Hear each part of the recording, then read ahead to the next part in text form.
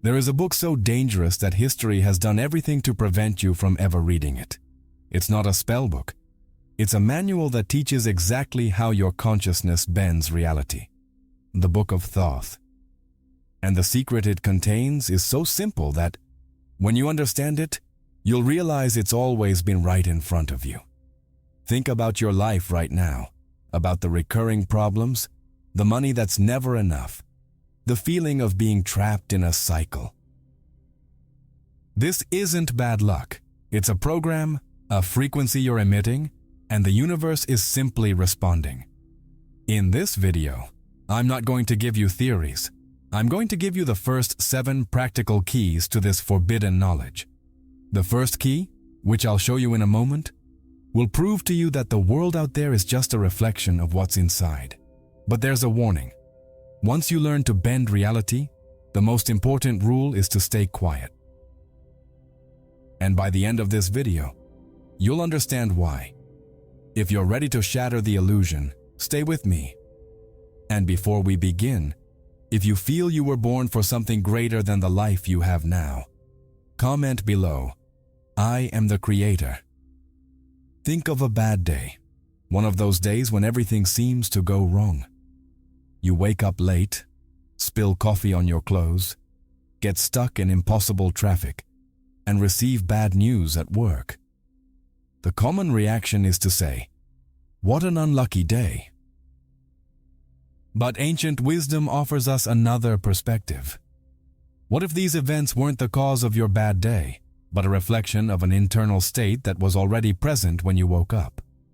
Perhaps subconscious stress, anxiety about the future. The universe wasn't punishing you. It was simply being a perfect mirror, agreeing with the frequency you were already emitting. Realizing this is both terrifying and the most liberating thing you can discover. It's terrifying because it removes all excuses. There's no one left to blame.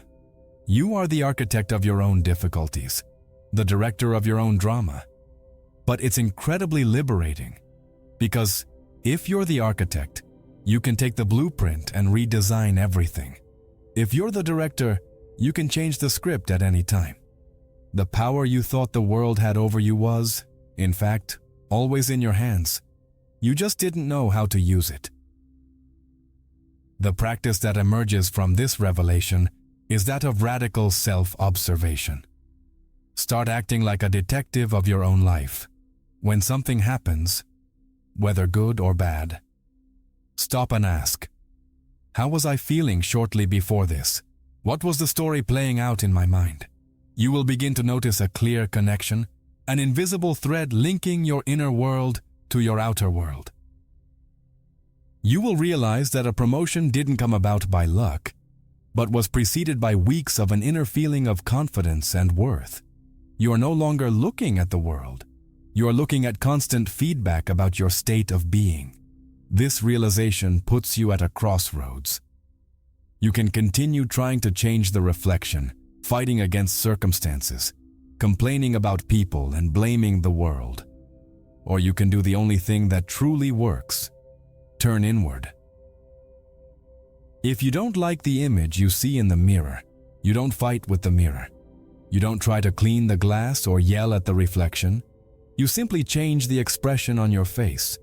You change what is being projected. Your life is your reflection. Change yourself, and the reflection will have no choice but to change as well. This leads us to an even deeper understanding. If the world is a reflection of our inner selves, then we are not merely passive observers. We are active participants in creation. Each of us is a transmission center, sending signals to the universe every second. The problem is that most of us are transmitting on autopilot, repeating the same signals we learned in childhood, based on fear, limitation, and doubt. The first step to bending reality is to take control of your transmission tower. But if the universe doesn't understand our words or our superficial desires, what language does it truly comprehend? If it's not what we think, then what is it? There is a force, a language far more primitive and powerful than thoughts, that is constantly sculpting the mirror of reality. And mastering this language is the true secret of inner alchemy, the key that the ancient masters used to achieve what seemed like a miracle. If the universe is a mirror, it needs a language to understand what to reflect. And that language isn't the words you say and or stuff, nor even the thoughts you formulate. The universe responds to something much more fundamental, a force you generate every second of your life: your emotion. Your feelings are creative energy in its purest form. They are the brush and paint with which you color the canvas of your reality. A thought of "I want to be rich" combined with a constant feeling of fear and lack sends a confusing message. And the universe, like a faithful mirror, will always reflect the deepest truth, the feeling. This is the basis of inner alchemy, the great secret practiced by the masters of the past. They knew that to heal the body, it wasn't enough to think about health. It was necessary to embody the feeling of vitality in every cell, even when pain was present. To attract prosperity, they didn't focus on debts. They cultivated a feeling of gratitude and abundance for what they already possessed, however small. They understood that matter, which seems so solid and fixed, is actually energy vibrating slowly, and this energy is magnetically attracted and shaped by the frequency of your heart. Your emotion is a vibrational command. When you feel joy, you are commanding the universe. More of this, please. When you wallow in resentment or self-pity, you are unknowingly commanding, "Bring me more situations that make me feel this way." The universe doesn't judge. It doesn't decide if your feeling is good or bad. It simply responds to the frequency you emit. You are the conductor of a cosmic orchestra, and your feelings are the baton that conducts the symphony of your life. The question is, are you conducting consciously, or are you just waving the baton randomly? The practice for mastering this language is that of emotional embodiment. It's simpler and deeper than you imagine. Choose a single feeling that represents the reality you wish to create. It could be the profound peace of financial security, the expansive joy of a loving relationship, or the serene confidence of someone who knows their worth. Now, for a few minutes every day, sit in silence and generate this feeling in your body. Don't think about peace. Become peace. Feel it warming your chest, relaxing your shoulders, calming your breath. By doing this, you are fundamentally changing the signal you send to the universe. You stop being someone who asks for something and become the vibration of what you desire. You are no longer waiting for the world to give you a reason to feel good. You are feeling good first, giving the world a new standard to reflect. It's a complete inversion of the model we've been taught. It's not seeing to believe, but feeling to see. You become the frequency.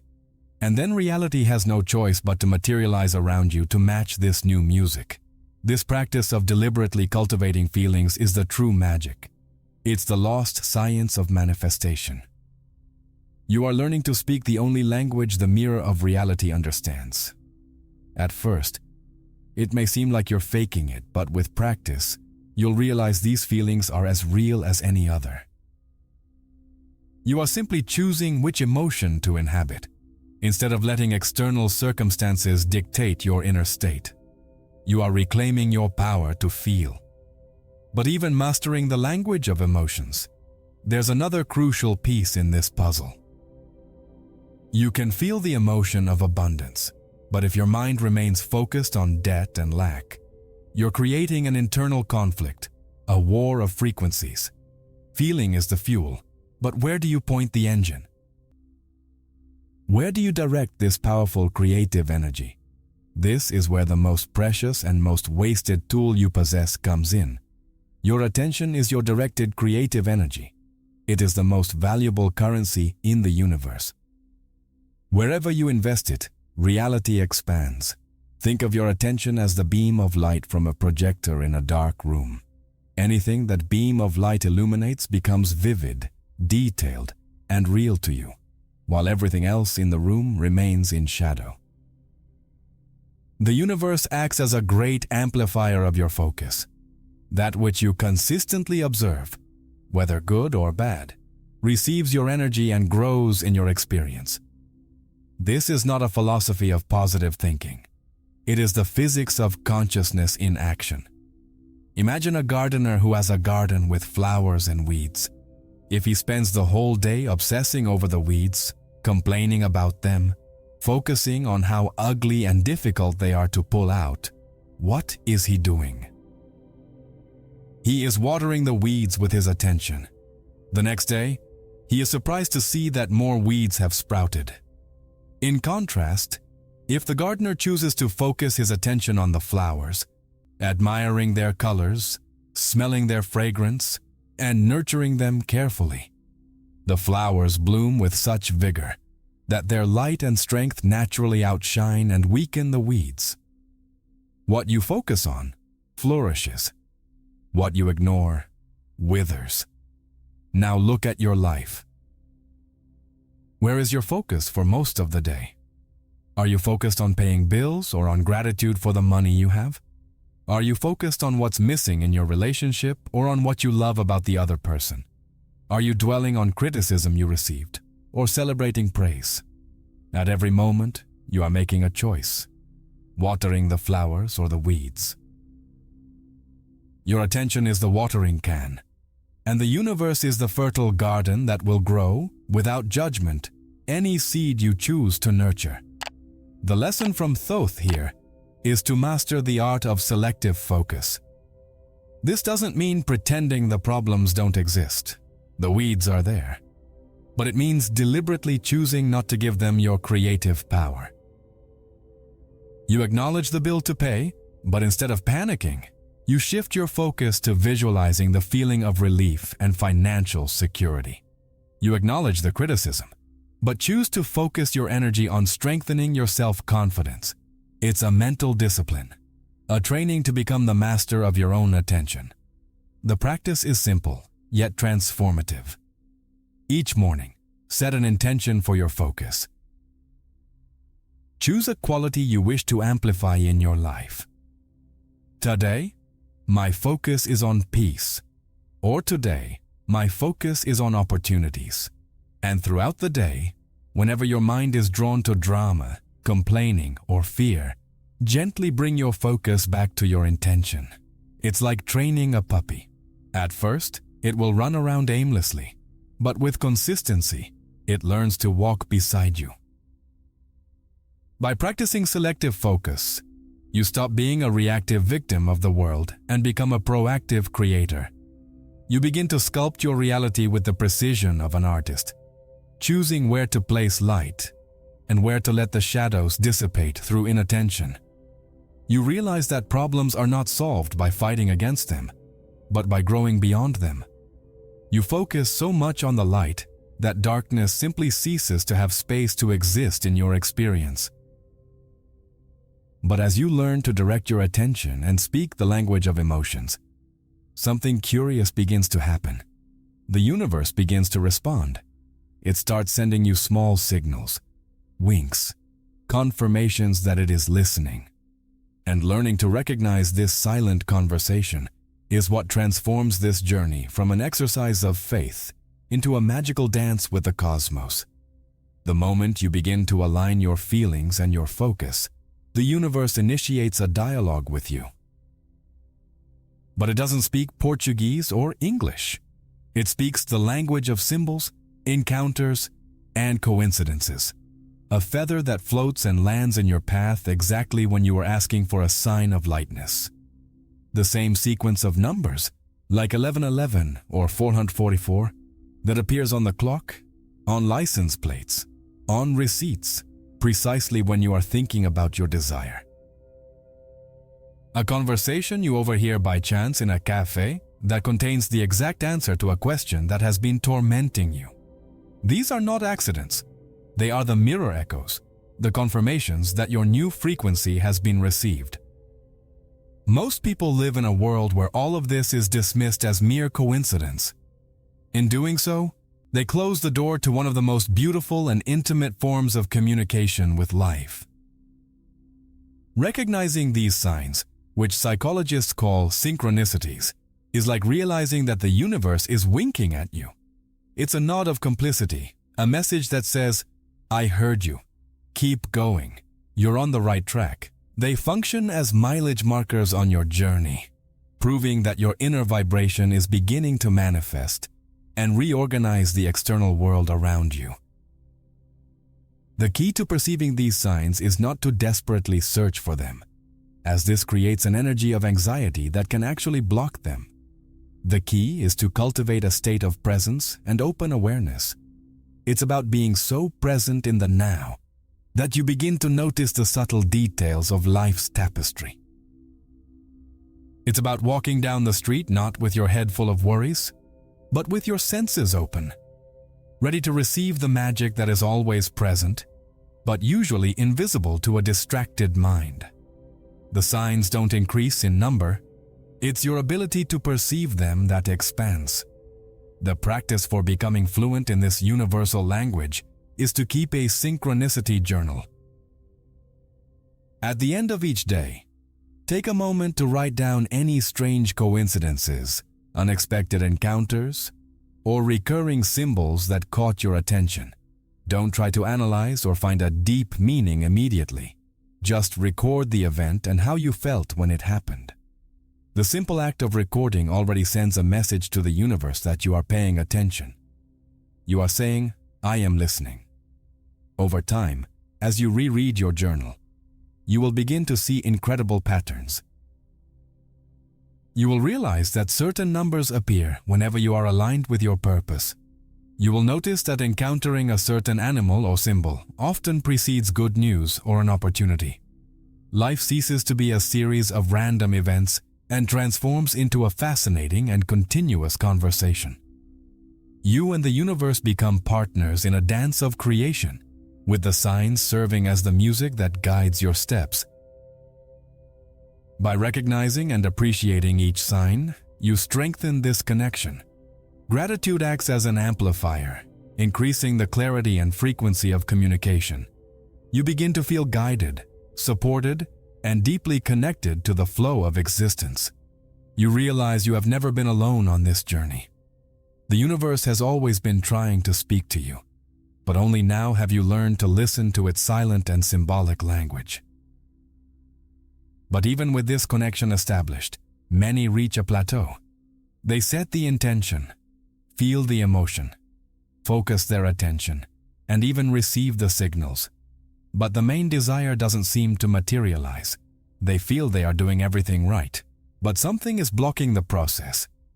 This is where the journey leads us to one of the deepest and most difficult paradoxes to master: the art of balancing desire with delivery.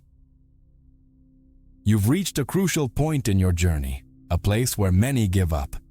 You've learned to aim, but now you need to learn to shoot. And herein lies one of the subtlest secrets of creation, a paradox between tension and surrender. To manifest anything, you need a clear intention and a focused feeling, which is the tension that pulls the bowstring back. However, at the precise moment of creation, you need to completely release your need for and attachment to the outcome, which is the act of letting go of the arrow. It's a delicate dance, and most people err by putting too much force in either direction. Think about the energy of desperation. When you cling tooth and nail to a desire, what are you really vibrating? You are vibrating its absence. Your energy screams to the universe, "I don't have this and my happiness depends on it." The universe, like a faithful mirror, can do nothing but reflect your reality of not having it. Excessive attachment, neediness, worrying about when it will happen. These create an energetic resistance, a negative force field that repels exactly what you want so much. It's like trying to catch a fish with your hands closed. The more you squeeze, the more it escapes. On the other hand, total indifference doesn't work either. If you don't have a clear desire, if you don't put intention and feeling into it, the universe has no target to aim at. It's like an archer who doesn't pull the bowstring. The arrow simply falls to the ground. Mastery lies not in the strength of desire, nor in total apathy, but in the perfect balance between the two. It's the state of the master archer. He pulls the string with total focus, aims with absolute precision, but at the moment of release, there is complete surrender, a serene confidence that the arrow will fly on its perfect course. The practice for mastering this art is that of detached intention. The process is clear. First, define your intention with crystal clarity. Know exactly what you want. Second, feel the emotion of already having fulfilled your desire. Live in this joy and gratitude for a few moments. And then, the most important step, let go. Surrender the request to the universe with the absolute confidence of a child who puts a letter in the mail to a dear friend. They don't check the mailbox every 5 minutes. They trust that the letter will arrive. Letting go means releasing the need to control the how and the when. Your only task is to define the what and vibrate at the frequency of its realization.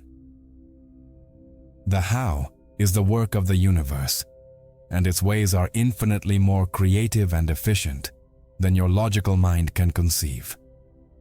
Trying to control the how is like giving navigation instructions to a GPS that already has access to all the maps in the world. It's unnecessary and only gets in the way. Trust the process. This release is the ultimate act of faith. It is your silent declaration that you trust in the higher power that orchestrates the worlds. It is saying, I did my part. Now your part begins.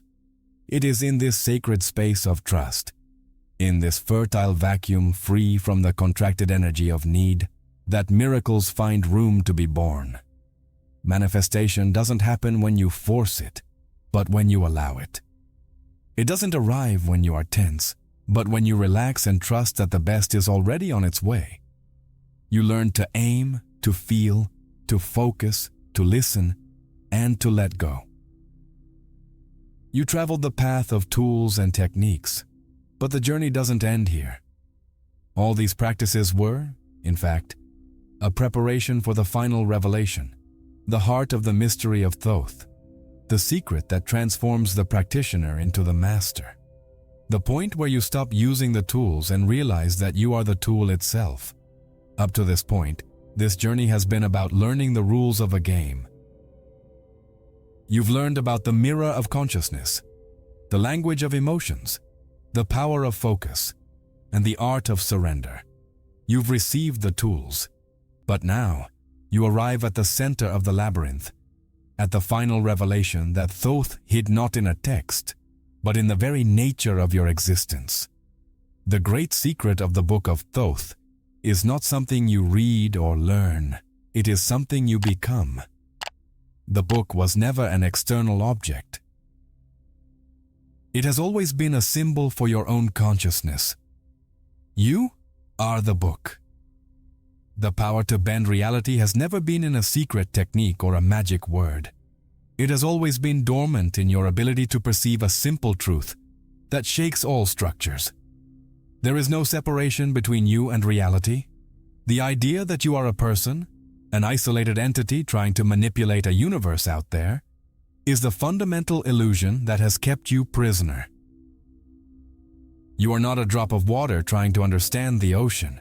You are the entire ocean, experiencing yourself in the form of a drop. When this perception truly settles within you, everything changes. Reality ceases to be something you need to bend or manipulate. It becomes something that flows from you, a natural extension of your state of being. The struggle ceases. The effort disappears. You stop trying to control the reflection in the mirror because you realize that you are both the observer and the reflection itself. The separation was the only barrier, and it was never real. It was just a belief, a story you learned to tell yourself. The ultimate understanding is this: manifestation ceases to be something you do and becomes a natural expression of who you are. When you fundamentally change your inner identity, when you detach yourself from old stories of limitation and embrace your true self as creative consciousness, the world around you transforms as an inevitable reflection. You no longer need to try to create abundance, just as the sun doesn't need to try to shine. The shine is merely a consequence of its nature. Abundance becomes a consequence of your new nature. By mastering your inner world, aligning your feelings, your focus, and your deepest beliefs, you're no longer trying to force reality to bend to your will. You are simply allowing reality to align with your highest truth. The secret was never about learning to command the universe. It was about remembering that you are the universe learning to command itself. You are the consciousness behind everything, wearing the guise of a human being for a time to experience the joy of forgetting and then remembering your own power. And now that you've remembered, silence becomes your greatest strength. True power doesn't need an audience. It doesn't need announcements or validation. It simply is. The need to talk about it, to prove it to others, dissolves because your own life becomes the proof. You become the living lesson. You walk through the world, and reality harmonizes around you, not because of what you do, but because of who you have become. You didn't find an old book, you became the living book. Each page is a day of your life, and now you know you hold the pen in your hand. The journey wasn't about acquiring power, but about awakening to the power that has always been yours. And this realization takes you to the next level of existence, where you not only change your reality, but begin to consciously navigate between different versions of it, as if you were turning the pages of your own infinite book. Upon realizing that you are the book, a new dimension of power is revealed. You are not bound to a single story, a single timeline. Quantum physics and ancient wisdom agree. Every second, you exist at the intersection of infinite parallel realities. Think of them as transparent sheets of glass stacked one on top of the other. In one, you are a master of your craft. In another, you live in perfect health. In a third, you enjoy serene abundance. They are not in some distant future that you need to reach. They exist now, vibrating at a slightly different frequency. The life you experience today is merely the sheet of glass on which your consciousness is focused. The key to leaping from one reality to another isn't willpower or effort. It's vibrational navigation. Visualization alone is like looking at a treasure map. It shows you the destination, but it doesn't take you there. To reach the treasure, you need to get into the vehicle. And in this game of creation, the vehicle is your body, your capacity to feel. You must feel the reality of your desired version with such conviction, with such certainty, that your entire being begins to vibrate at its frequency. This isn't about pretending or positive thinking. It's about a deliberate quantum recalibration. You are changing your energetic signature to match the signature of the reality you choose. The practice for mastering this navigation is that of sensory dwelling. Every night before sleeping, or in the morning before getting up, close your eyes. Feel your current reality softening, losing its rigidity, becoming malleable and translucent. Then, calmly and confidently, sensorially enter the world you choose to inhabit. Don't just think about it. Feel the fabric of the clothes that this other version of yourself is wearing. Hear the sounds of the environment around it. Feel the emotion it feels, whether it's the peace of security or the joy of accomplishment. Breathe the air of that reality. By pre-living your preferred reality on a deep sensory and emotional level, you are sending a powerful and unmistakable signal to the quantum field. You are saying to the mirror of the universe, no, the image I want to reflect is this one. And the universe, Obeying the law of resonance begins to bring that layer of reality, that sheet of glass, into sharper focus in your physical experience. The right people appear, opportunities arise, circumstances align. You are not forcibly changing the world. You are, in fact, changing worlds. This ability to navigate between realities is your birthright as a conscious being. You are not limited to a single version of your life, the one dictated by your past or your current circumstances. You are a quantum navigator, standing at the center of an infinite ocean of possibilities. At every moment, with every feeling you choose to inhabit, you are deciding in which of these parallel realities you will anchor your experience. Life ceases to be a straight path and becomes a map of infinite possible destinations. This frees you from the tyranny of what if. What if I had made a different choice? That question becomes irrelevant because the version of you who made the other choice exists in another timeline. Your task is not to lament the past, but to consciously choose which version of yourself you want to be now. You can access the wisdom, confidence, and joy of either of these parallel versions simply by tuning into their frequency. You are the access point to all your other lives. But as you begin to practice this navigation, you may notice resistance. The mind, accustomed to struggle and effort, may find this process too easy to be true. The social programming that success requires suffering and hard work can create internal friction, a force that pulls you back to the old reality. And that's why the next secret is so vital. You need to unlearn the need to struggle and embrace the power of flow. Society has sold you a dangerous lie, that achievement requires struggle, that success is measured by sweat, and that you need to force your way through obstacles with brute force. The Book of Thoth, however, teaches the exact opposite. The greatest power lies not in strenuous effort, but in effortless flow, in aligned action. Tension, struggle, and force create an energetic resistance that, ironically, blocks the path to your desire. The universe does not respond to your strength, but to your alignment. It does not reward your struggle, but your allowance. Imagine a river flowing toward the ocean. It encounters a mountain in its path. The river doesn't try to forcefully knock down the mountain. It doesn't declare war on the rock. It simply flows around it. It flows around the obstacle, always following the path of least resistance, and invariably, without fail, it reaches its destination. Your creative energy, your path to manifestation, works in exactly the same way. When you strive, worry, and try to force an outcome, you are acting like someone trying to push the river uphill. You are creating energetic dams that impede the natural flow. Ease is not laziness. Ease is intelligence. It is the highest form of energy efficiency. It is understanding that you are part of an intelligent system that is always trying to guide you toward your highest good. The resistance you feel is not in the world. It is in your approach to it. It is your own mind insisting that things should be difficult.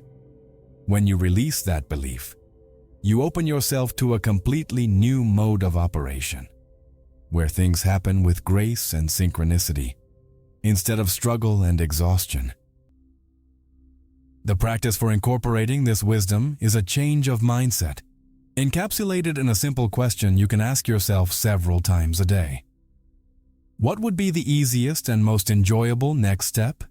Faced with a task that seems overwhelming or a goal that seems distant, instead of being paralyzed by the enormity of the challenge, ask yourself what is the lightest, most fluid action you can take right now. Perhaps it's not making 1,000 calls, but just one. Perhaps it's not writing an entire book, but just a paragraph. This approach dissolves resistance before it even forms. It puts you in a state of flow, where action doesn't drain your energy, but actually generates it.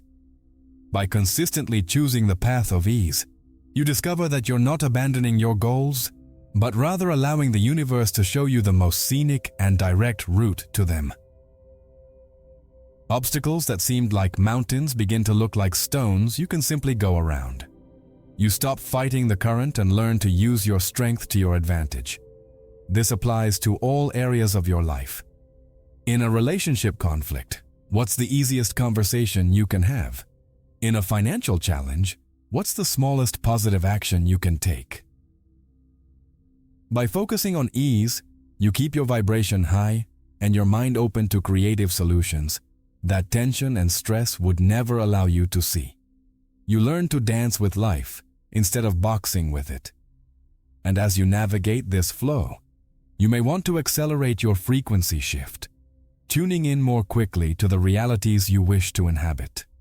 There are shortcuts, tools that the ancients knew and used to recalibrate your energy quickly and deeply.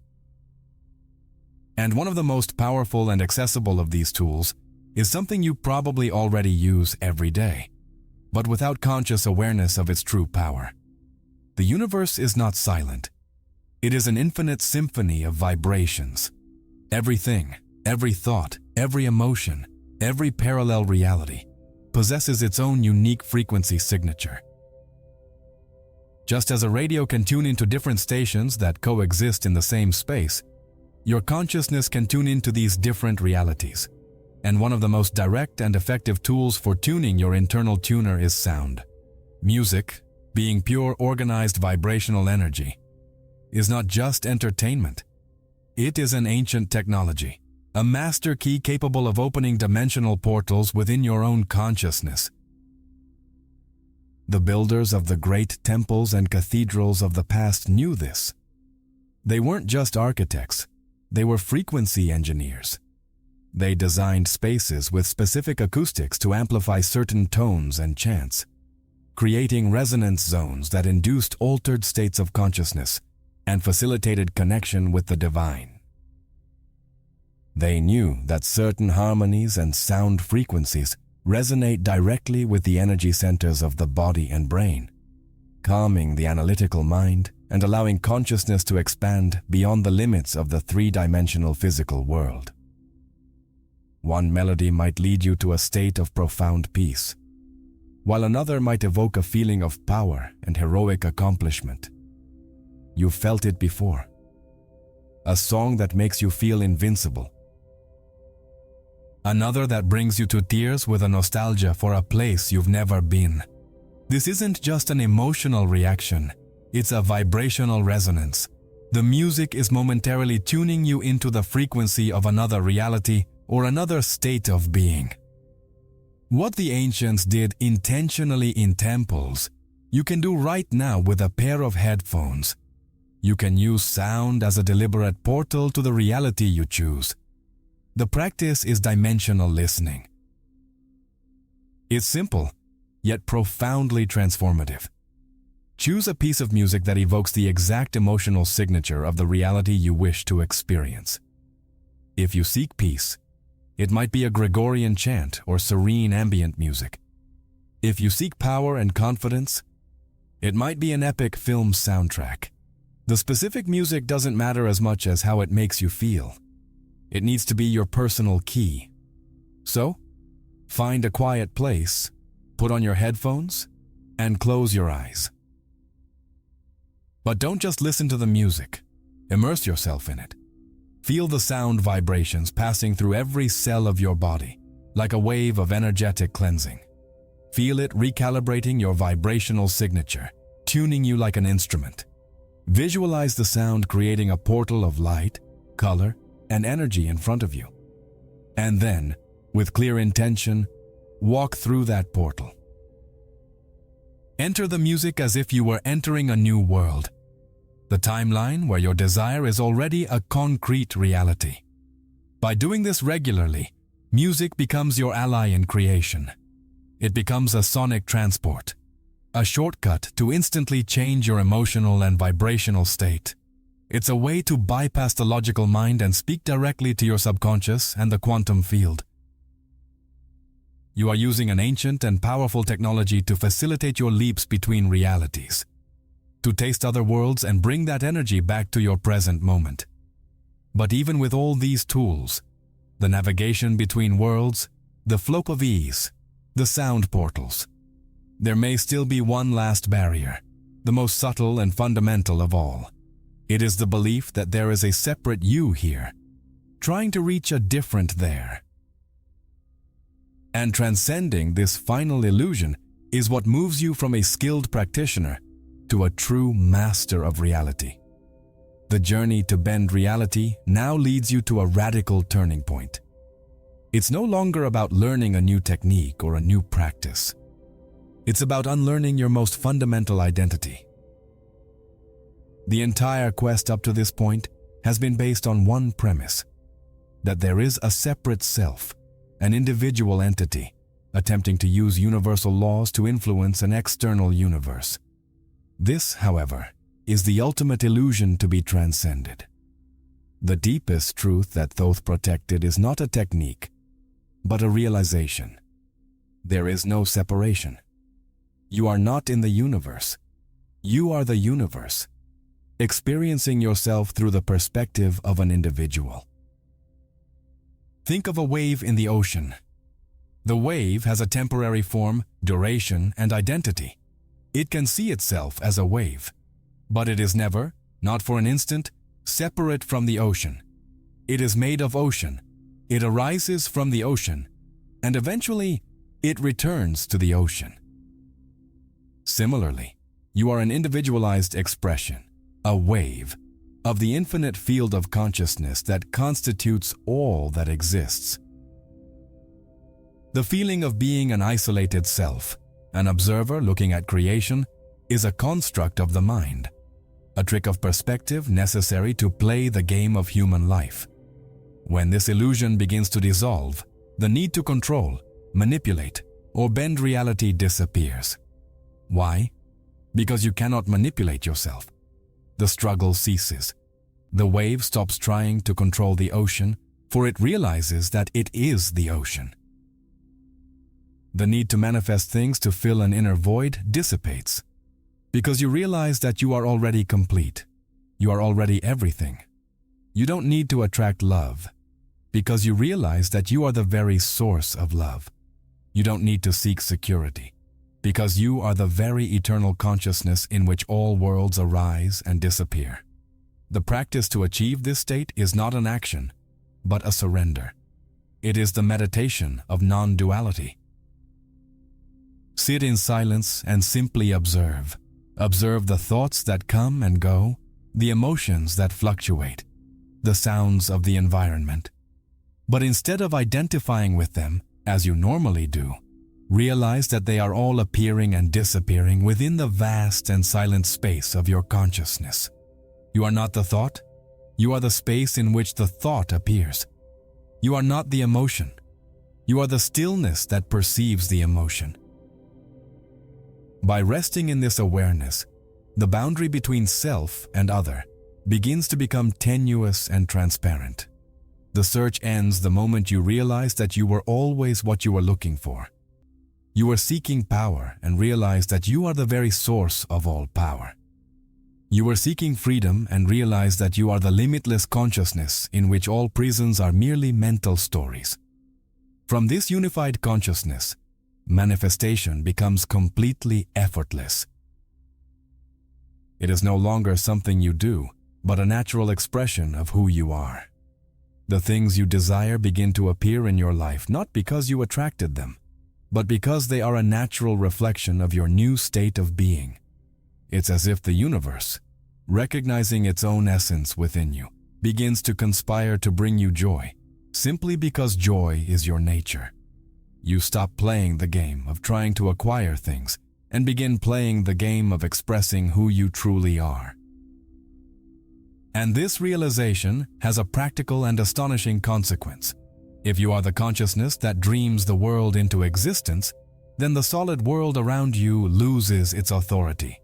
It ceases to be an immutable fact and becomes a suggestion, a possibility. And that is the final key to unlocking complete mastery over your experience. The final stage of your initiation into the mysteries of Thoth is the direct and visceral realization that the world you call physical and solid is nothing of the sort. Matter, in its deepest essence, is consciousness made visible. It is energy and information, vibrating at a specific frequency that makes it perceptible to your 5 limited senses. The chair you sit in, the walls of your room, the floor beneath your feet, your own body. All these are patterns of energy held in place by the collective attention of humanity and, most crucially, by your own perception and belief that they are solid and real. What you touch is not solid. It is an idea that has become dense. When you internalize this truth not merely as an intellectual concept, but as a felt experience, the reality around you loses its rigidity. It becomes more fluid, more malleable, more like responsive clay in your hands. The boundary that once seemed so clear between your imagination and your physical experience begins to soften and become permeable. What you previously considered impossible reveals itself only as a limit in your perception, not as a law of the universe. You are not learning to manipulate external forces. You are awakening to your essential nature as the very field from which all possible realities arise. You begin to understand that the world is not a prison of concrete facts, but a canvas of infinite potential. And you are the artist holding the brush. The solidity of the world is an agreement, a convention, and as the creator of your experience, you have the power to propose a new agreement. You don't need to break the laws of physics. You only need to understand that consciousness is the most fundamental law of all. Quantum physics already shows us this. Particles only become real and defined when they are observed. Consciousness collapses the wave of potential into a real experience. The practice here is active and playful contemplation. Throughout your day, begin to play with this idea.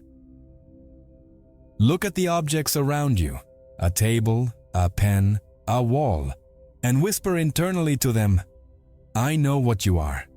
You are consciousness." Touch a surface and instead of feeling it as solid, try to feel the vibrant energy field that composes it. Look at your own hands and recognize them not as flesh and bone, but as consciousness manifested in form. Ask yourself the question that lucid dreaming masters ask. Am I dreaming right now?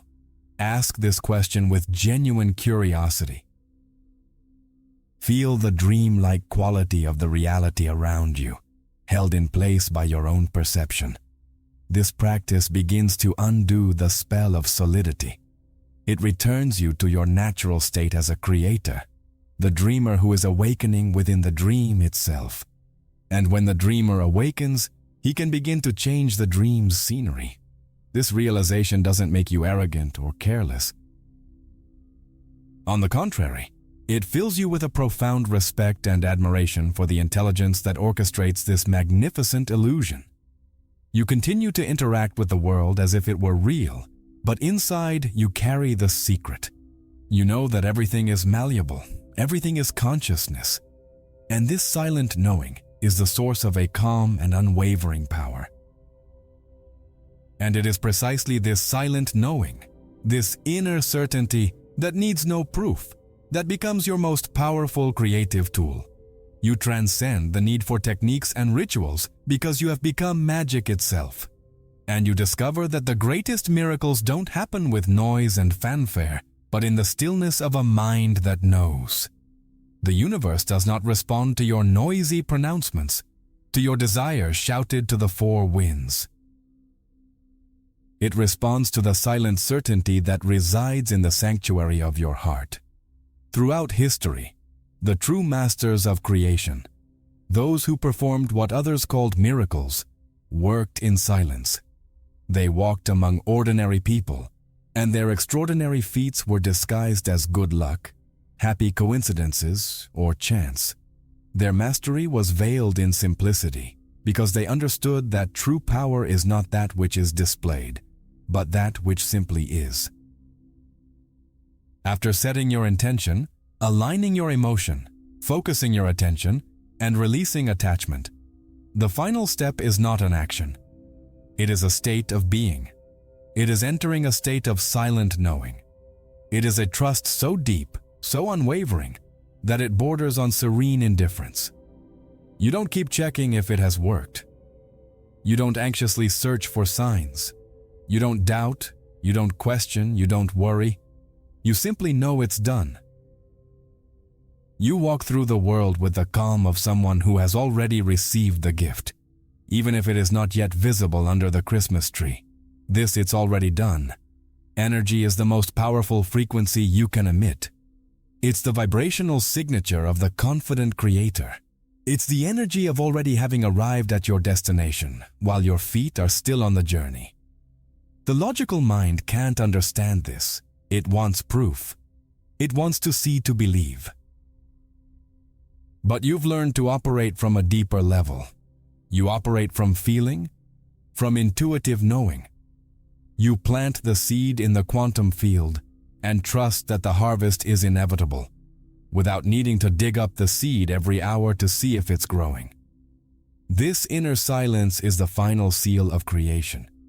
Talking about your desire with other people, especially those who operate from a consciousness of doubt and limitation, can be harmful. Their doubt is a frequency of both, and it can infiltrate your energy field, weakening your certainty. Silent knowing protects your creation in its most delicate and vulnerable stage, like a greenhouse protects a fragile seedling from the cold of the night. The greatest projects, the greatest transformations, are gestated in stillness and trust. The deepest and seemingly impossible manifestations arrive without fanfare. The chance encounter that changes the course of your life. The solution to a complex problem that arises in your mind while you're showering. The gentle and perfect unfolding of a desire that seemed 1,000,000 miles away. All of this is born from the stillness of a mind that has learned to fully trust the power of the invisible field and its sacred place within it. You stop needing the world to validate you because you've become your own source of validation. You don't need to tell anyone about your power because your radiant life becomes the message itself. People can call it luck, privilege, chance. You just smile because you know the secret. You know that luck is simply awareness aligned with possibility. And upon reaching this state of silent mastery, you naturally become something new. You cease to be a student of the mysteries and become a guardian of them. Not out of obligation, but by the very nature of the knowledge you now embody. The journey is complete, but not over. You have crossed the portals of forbidden knowledge. Not to accumulate information, but to shed illusions. You have learned the most important lesson. Bending reality is merely a side effect of mastering oneself. And now, you assume a new role. You become the silent initiate, the guardian of the power that resides in stillness. And you understand that the ultimate secret, in the end, is that the secret must be kept. But make no mistake, this is not an oath to a secret order or a mystical pact. The need for silence comes from the very nature of knowledge. To try to explain this profound wisdom to a mind that is not prepared, that is still trapped in the illusion of separation and solidity, is like trying to describe the complexity of colors to someone born blind. Words become inadequate, empty, and often create more distortion and resistance than enlightenment. Truth cannot be taught. It can only be discovered. True knowledge is transmitted not through discourse, but through resonance. Your very presence, now attuned to the laws of creation, becomes the teaching. You influence the world not by what you say, but by what you become.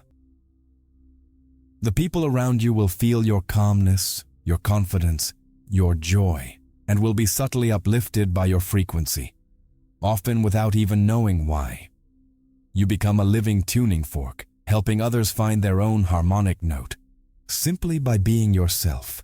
This is the sacred responsibility that Thoth entrusts to his initiates. To live the truth in silence, to be a beacon of possibility, not a preacher of doctrines. You walk through the world as a conscious force field, shaping reality with the grace and subtlety of your presence. Your personal miracles disguise themselves as good luck. Your profound wisdom reveals itself in a serene smile or a simple piece of advice given at the right moment. You have nothing left to prove. Power is not in telling everyone that you can bend reality. Power lies in knowing, silently, that you are reality bending itself in every instant. You understand why the ancient masters were often humble and discreet figures. The ego seeks the stage, validation, recognition. The awakened spirit finds its fullness in the very experience of being, in the silent dance with the cosmos. The power that shouts is weak. The power that whispers is infinite. You become a guardian not to hide knowledge from others, but to protect them from a truth they are not yet ready to integrate. And you protect yourself because you know that externalizing power in words dissipates it. It is a force that must be contained and cultivated internally, like the heat in a blast furnace, so that it can transmute the lead of your last limitations into the gold of pure consciousness. And so, you reach the end of the path of learning and the beginning of the path of experience. You have received all the keys. The book has been read, or rather remembered. And now, the final instruction echoes not as an order, but as an act of wisdom and self-protection. You have reached the end of this transmission, but in truth, you are at the true beginning. The Book of Thoth has been opened, and its contents have revealed themselves to be your own infinite consciousness. You have received the keys, the mirror that reflects, the emotion that commands, the focus that amplifies, the surrender that allows, the non-duality that liberates. Now, the final instruction, the simplest and most profound of all, becomes clear. Be still. Remain still to protect the delicate seed of your new creation from the frost of others. Doubt. Every time you speak of your deepest desires with a skeptical mind, you expose your fragile seedling to a storm. Let it take strong root in the darkness and trust of your inner world before showing it to the world. Silence is your greenhouse. Be still to allow the power to build within you. Creative energy is like steam in a boiler. If you constantly release it in words, it dissipates without generating movement. By containing it in your silent knowing, you create a spiritual pressure that moves mountains in your reality. Silence concentrates your power. Be still, because true mastery doesn't seek or need external validation. The need to tell others, to be recognized as spiritual or powerful, is a game of the ego. The awakened spirit finds its satisfaction in its own experience, not in the admiration of others. Your transformed life will be the only testimony you need. In the end, the secret is that there is no secret. Only a truth that was forgotten and has now been rediscovered by you. You are the creator and the creation, the dreamer and the dream. Now you know. And silence is not an order to hide, but a protection to flourish. It is the sacred sanctuary where you and the universe dance as one, in a silent symphony of endless creation. The journey was not to find a book, but to remember that you are the entire library. Now, close the book and silently live the story. If you've made it this far, you're no longer a prisoner. You are the architect. To let me know you've received the key, leave the following phrase in the comments. Silence is my power. Your journey of awakening is what gives meaning to this work. If you feel called to help this channel grow and spread more content like this, there's a link in the first pinned comment where you can contribute directly. Any help is immensely important to me, and to the continuation of this project. But understand that just by watching until the end, you've already been a huge help. Your attention is the energy that fuels this channel. If this knowledge resonated with you, share this video with someone you know is ready to awaken. And before you go, your journey doesn't have to stop here. A special video has been prepared for you to take the next step, delving deeper into what we've discussed and applying it in an even more practical way. Don't leave yet. Click on the video that's currently playing on the screen. I'll see you there.